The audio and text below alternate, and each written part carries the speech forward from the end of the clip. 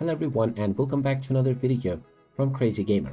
In this video, I'm going to show you how to change your email address on your Steam account. So let's get started right away.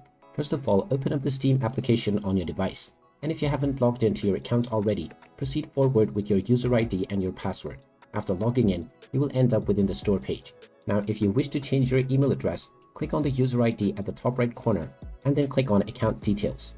This will then take you into your account settings page. Now, from here, underneath Contact Info, you will see the Change My Email Address button. Go ahead and click on it, and you can now choose either your email address to verify your identity, or you may also use the Steam mobile app if you have it installed and activated. Once you confirm your identity using the verification code sent to your email or by using the Authenticator app, you will be able to type in your desired new email address. After the verification from the old email, type in your desired new email address and now click on the Change button.